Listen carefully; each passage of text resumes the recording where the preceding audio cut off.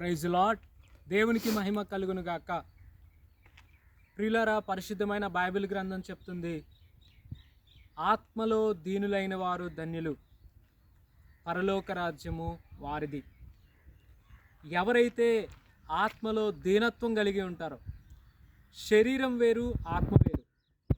దేవుడు శరీరాన్ని సపరేట్గా తయారు చేస్తూ వచ్చాడు. ఆత్మను ఎప్పుడైతే తండ్రి అయిన దేవుడు మట్టిని ఒక మానవుని రూపం తయారు చేసి ఆయన జీవాత్మను ఊదాడు నాసికారంధ్రాల్లో, అప్పుడు ఆత్మ అనేది ఆ మట్టిలోకి వచ్చింది. చూడండి, ఆ యొక్క ఆత్మ దేవుని యొక్క ప్రాణవాయువు ద్వారా వచ్చిన ఆత్మ, దాని విషయంలో దీనులైన వారు ధన్యులంట, పరలోక రాజ్యం వారిది.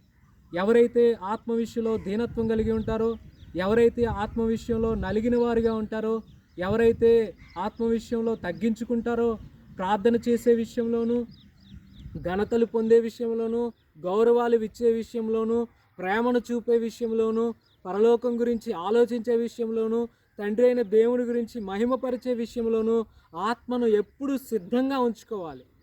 దేవుడు చెప్తున్నాడు, ఎవడు దీనుడై నలిగిన హృదయం గలవాడై ఉంటాడో, నా మాట విని వణుకుచూ ఉంటాడో, వాడి మీద మనసు పెట్టానన్నాడు. ఆత్మ విషయంలో దీనులుగా ఉన్న వారి మీద దేవుడు కనుదృష్టి ఉంటుంది.